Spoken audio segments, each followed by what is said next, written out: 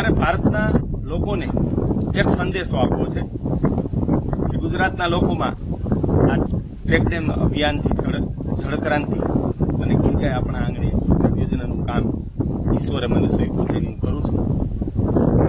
આ દરમિયાન પ્રકૃતિનો માનવ આરોગ્યનો પણ ખૂબ અભ્યાસ કર્યો. 1 કરોડ લોકોને હું મળ્યો છું. તેમાં મને જાણવા મળ્યું કે ભારત દેશ સવારે દાંતણ કરતો હતો અને સૂતી વખતે મીઠાથી કોગળા કરીને સૂતા હતા. સવારે મીઠામાં દાંતણ બોળી નહીં કરતા હતા અને જે લોકો દાંતણ કરતા હતા એના દાંત તંદુરસ્ત આજીવન રહેતા હતા. વિદેશથી પોતાના વેપારના ઉદ્દેશથી નહીં કે લોકોના દાંતના આરોગ્યની રક્ષા માટે, દાંતની સુરક્ષા માટે કોલગેટ આવી. માત્ર એક કંપનીના વેપાર માટે આ દેશમાં કોલગેટ આવે છે. દાંતણ કરે છે, દંતમંજન કરે છે, એની ટીવીમાં હાંસી ઉડાવવામાં આવે છે અને આખા દેશને ભરમાવી, આખા જગતને ભરમાવી અને કોલગેટના રવાડે ચડાવવામાં આવે છે. પછી એના જેવી બીજી કંપનીઓ આવે છે અને આખો દેશ હજારો વર્ષથી જે ઋષિમુનિઓ કે જે વૈજ્ઞાનિકો હતા એના અનુભવનો, પોતાના વડોના હજારો વર્ષનો અનુભવને ફેંકી દે છે અને આ એક કંપનીના રવાડે ચડી જાય છે અને બધા કોલગેટ કરતા ચડી જાય છે. પણ કોઈએ એના પરિણામો નથી ચકાસ્યા. જયારે મેં એના પરિણામો ચકાસ્યા તો મને જાણવા મળ્યું કે 40 વર્ષની ઉંમર સુધીમાં 95% લોકોના દાંત સડી જાય છે. દાઢોમાં સડા થઈ જાય, એના કવર કરાવવા પડે, કા દાઢ ઉપડાવી લેવી પડે. હું ખાતરી સાથે દેશના લોકોને કહું છું કે કોલગેટના રવાડે ચડીને 95%ના દાંત સડી જાય છે. 50 વર્ષની ઉંમરે ગામમાં તમને એક કે બે વ્યક્તિ મળે કે જેના 32 દાંત સુરક્ષિત હોય. તો આ કેવી ભયાનકતા, કેવી છેતરપિંડી અને આરોગ્યનો કેટલો વિનાશ. પણ ભણેલી પ્રજાને એમ છે કે એ કંપનીની જાહેરાત આવે, કોઈ hero heroine Coca Cola Pepsi પીવે તો આ દેશના બાળકો, યુવાનો, પોતાની જાતને બુદ્ધિશાળી માનનારા લોકો ગાયનું દૂધ, છાશ ભૂલી જાય છે અને કોકા કોલા પેપ્સીને રવાડે ચડી જાય. એવી રીતે એ કોલગેટના રવાડે ચડી ગયા. પણ મારે તમને વાસ્તવિક સંદેશો આપવો છે કે 40 વર્ષે કોલગેટના હિસાબે અને એવી વિદેશી પેસ્ટના, કેમિકલ વાળી પેસ્ટના હિસાબે 95% લોકોના દાંત સડી જાય છે. 50 વર્ષે ગામમાં એકાદ વ્યક્તિના દાંત સુરક્ષિત રહે છે. અને મારે 1 કરોડ લોકોને મળ્યું હતું. લોકો મારી નજીક બેઠા હોય, સભામાં સામે આવીને વાત કરતા હોય તો 40 વર્ષે 50% લોકોના મોઢામાં દુર્ગંધ આવે છે પાયોરિયાની. અને 50 વર્ષ પછી એ માત્ર ખૂબ 90% લોકોના મોઢામાં દુર્ગંધ આવે છે. 60 વર્ષ પછી તો તમને કોઈ મળે જ નહીં. દાંતણ કરનારી વ્યક્તિ સિવાય મળે નહીં જેના મોઢામાં દુર્ગંધ ના આવતી હોય. આ મેં ગ્રેજ્યુએટ થી લઈને પીએચડી સુધીના શિક્ષિતોમાં આ સમસ્યા જોઈ, સાધુઓમાં જોઈ, સમાજ સેવકોમાં જોઈ. એટલે કોઈ પોતાની જાતને બાકાત ના સમજે કે ના અમારા દાંત સુરક્ષિત છે. એ લોકો એ બધો એનો વહેમ છે. આટલી ભયાનકતા છે. ત્યારે મેં આનો ઉપાય વિચાર્યો તો છેલ્લા 20 વર્ષથી અમારા પરિવારમાં અમે બાળપણથી અમે દાંતણ જ કરતા હતા, પણ બહાર ભણવા ગયા તો આ સમાજના પ્રવાહમાં અમે પણ કોલગેટમાં ખેંચાઈ ગયા. મારી દાઢ સડીને હું ડોક્ટર પાસે ગયો અને પછી એનું કારણ જાણ્યું. તો પછી ત્યાંથી મને એક દાદા મળ્યા. હું કહું, દાદા આટલી ઉંમરે દાંત સુરક્ષિત છે એનું કારણ શું? તો કે સાધુ આવ્યા હતા, એણે એમ કીધું કે છોકરાઓ મીઠામાં દાંતણ બોળીને કરજો તો આજીવન દાંત સારા રહેશે. તો ઈ દાદાના દાંત 65 વર્ષે 18 વર્ષના યુવાન જેવા દાંત હતા. 85 વર્ષે ગોવિંદ બાપા હમણાં એનો દેહાંત થયો. હું એને મળવા ગયો એના મૃત્યુ પહેલા 1 મહિના પહેલા. તો એને એમ કીધું કે આજે જ મેં 85 વર્ષની ઉંમરે શેરડી ખોલીને ખાધી, કાલે શેકેલા ચણા ખાધા. 32 તંદુરસ્ત દાંત સાથે ઈ દાદા 85 વર્ષ જીવી ગયા. એનું કારણ દાંતણ અને મીઠું.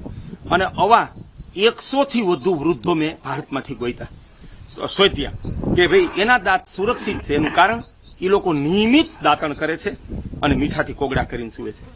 આને મેં મારા જીવનમાં 20 વર્ષથી અપનાવી. મારા નાના બાળકોને પ્રેરણા કરી કે બાળકો તમે દાંતણ કરજો સવારે અને સૂતી વખતે મીઠાના કોગળા કરીને સૂજો. આજીવન તમારા દાંત સુરક્ષિત રહેશે, વૃદ્ધાવસ્થામાં પણ સુરક્ષિત હશે. મને ગૌરવ છે કે મારી દીકરી માસ્ટર ડિગ્રી માટે ઇંગ્લેન્ડ ભણવા ગઈ. એને આવીને મને વાત કરી. 3 વાત એ દેશના અને દુનિયાના બાળકોને પ્રેરણારૂપ છે કે પપ્પા હું હાથે રાંધીને ખાતી હતી. મેં 1 વખત 2 વર્ષમાં બહારનું નથી ખાધું, એક વખત આ કોકાકોલા પેપ્સી રૂપી ઝેરી કોઈ પીણું કોલ્ડ ડ્રિંક્સ નથી પીધું અને એક પણ વખત મીઠાથી દાંત સાફ કર્યા વિના સૂતી નથી. અમારું આ જળ ક્રાંતિ ટ્રસ્ટનું ચેક ડેમ ને ગાયનું અભિયાન છે. અમે હજારોને પણ કદાચ લાખો લોકોને દાંતણ કરતા કરી દીધા. ગામડાના લોકો એને મારી વાત ઉપર વિશ્વાસ છે, એ લોકો આમાં વળી ગયા છે. ત્યારે મારે આપને કેવું છે કે દાંતણ કેનું કરવું? સર્વશ્રેષ્ઠ દાંતણ લીમડાનું છે, કરંજનું છે, વડલાની વડવાઈ, બાવળ, ખાખરાની નવી ફૂટ નીકળે ઈ, ખેરનું દાંતણ, આંબાનું દાંતણ, દાડમીનું દાંતણ, આમાંથી નજીકમાંથી આપણને જે વસ્તુ મળે એનું આપણે દાંતણ કરી શકીએ. પણ દાંતણ કરવાની પણ એક રીત છે. આપણે ગ્લાસમાં કે કપમાં દાખલા તરીકે દૂધ પીધું, એને 12-3 વખત સાફ કરીને અંદર સાફ ના કરીએ તો સફાઈ થઈ ગણાય. ત્યારે મેં ગામડાથી લઈને વડોદરાની સભામાં હાથ ઊંચા કરાવ્યા તો 32 દાંતને બહારથી અંદરથી સાફ કરનારની સંખ્યા 1% પણ નથી. આ કેટલો ભણેલા લોકોની ગંભીર ભૂલ છે કે એને દાંત સાફ કરવાની પદ્ધતિનું જ્ઞાન નથી. તો દાંતણ આ રીતે બંને બાજુ ચાવવું.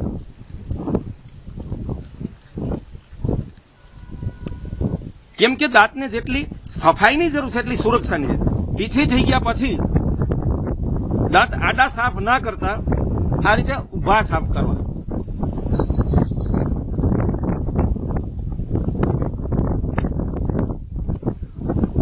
બહાર દાંત સાફ થઈ ગયા પછી અંદરથી દાંત સાફ કરવા.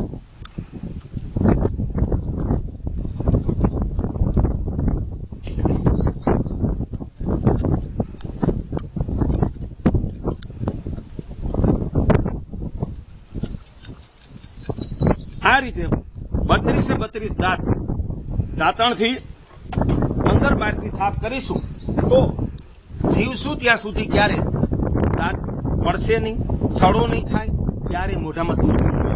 આ રીતે દાંતણ કરવાનું. પછી દાંતણ કરી લીધા પછી પર્યાવરણને હાનિ ના થાય એટલે વપરાયેલો ભાગ છોડી કાપી નાખવાનો અને આ દાંતણને ધોઈને મૂકી દો. અમે અમારા ઘરે એક દાંતણ 4 દિવસ ચલાવીએ છીએ. એ દાંતણ તો 8 દિવસ નીકળી જાય. ઘરમાં 4 સભ્યો હોય, તમે 8 દાંતણ લઈ આવો તો 8 દિવસ નીકળી જાય. 8 દિવસે બહાર ન જતો હોય ને એવો કોઈ માણસ જ ના હોય અને જાતો ના હોય એને માણસ શું કરવા ગણવો જોઈએ? કોઈ કે મારી પાસે સમય નથી, એ બધો વહેમ છે, અજ્ઞાન છે. હું ફ્લોટેક એન્જિનિયરિંગ કંપની રાજકોટમાં જે ખૂબ આખા દેશમાં નામાંકિત છે સબમર્સિબલની, એનું હું એમડી છું. એવડી મારી એમડી તરીકેની કંપની ચલાવવાની જવાબદારી છે.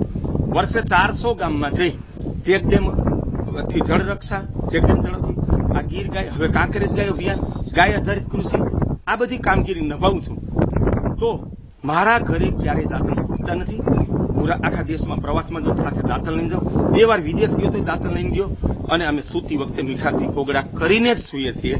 તો આખા દેશને મારી અપીલ છે કે જો તમારે તમારા દાંત સાચવવા હોય, તમારા બાળકોના દાંત આજીવન સુરક્ષિત રહે એવું તમે ઈચ્છતા હો તો આ કોલગેટની ભ્રાંતિમાંથી નીકળો. એ વિજ્ઞાન નથી, એ માત્ર એક વેપાર છે અને એના આપણે ગુલામ બન્યા છીએ. આવી અનેક વસ્તુઓ છે, ઠંડા પીણા, ચોકલેટ, બાળકોને ખાવાના પદાર્થો, હોર્લિક્સ, બોર્નવિટા, આ કોઈ વસ્તુ આપણા આરોગ્ય માટે નથી બનતી, કંપનીઓના વેપાર માટે બને છે. એમાંથી નીકળી આપણે આપણી પરંપરાગત આહાર, પરંપરાગત આપણી દાંત સફાઈ, રહેણી કરણી, યોગ અને આયુર્વેદને અપનાવશું તો આપણે ચોક્કસ નિરોગી રહેશું. અમારા ઘરનો 12 માસી ખર્ચ, આરોગ્ય ખર્ચ લગભગ નીલ છે, નહીવત છે. અમે દેશી ગાયો રાખીને દેશી ગાયના દૂધથી સારા ખાઈએ છીએ. બજારનું લાવીને ખાતા નથી. ઘરનું જ રાંધેલો સાદો તાજો ખોરાક ખાઈએ છીએ અને ઋતુ પ્રમાણે ખાઈએ છીએ. આવી અમારી જીવન પદ્ધતિ છે. તો દાંતની ભણેલા લોકોને મારી અપીલ છે કે તમે તમારા વહેમમાંથી નીકળો. આટલા બધા લોકોના દાંત સડી જાય છે, 95 થી લઈને 99.9%ના, અને એના બધાના મોઢામાં વાસ આવે છે. આપણે બધા એમાં જ આવી જઈએ છીએ અને એ આપણા માટે લાંછન રૂપ છે કે આપણા મોઢામાંથી દુર્ગંધ આવે. તો લોકોને મારી અપીલ છે કે તમે દાંતણ અપનાવી લ્યો, મીઠાથી કોગળા કરીને સુવો, તમારા સંતાનોને આ સંસ્કાર આપો તો જ આપણા દાંત સુરક્ષિત રહે. બંધ કરી દીધું. ચાલુ છે.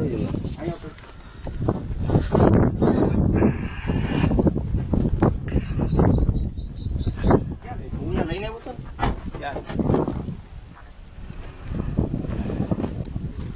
મારે લોકોને કેવું છે કે મારા ઘરમાં 8 દાંતણની જરૂરિયાત છે 4 સભ્ય માટે. આટલા દાંતણ 2 મેં મારા મિત્રો અને અન્ય સ્નેહીજનો માટે આજે મારા હાથથી અહીંયા બાંધ્યા છે. ગાડીમાં એક સીડી રાખીએ છીએ અને ઘરે એક સીડી રાખીએ છીએ. એટલે આ શિક્ષણ 20 વર્ષથી પડાય છે. જો ઈચ્છા શક્તિ હોય તો પોતાના તો તમામ પ્રશ્નો ઉકેલી શકાય છે, બીજાને પણ આચરણથી પ્રેરણા આપી શકાય છે. એનો આ નમૂનો છે.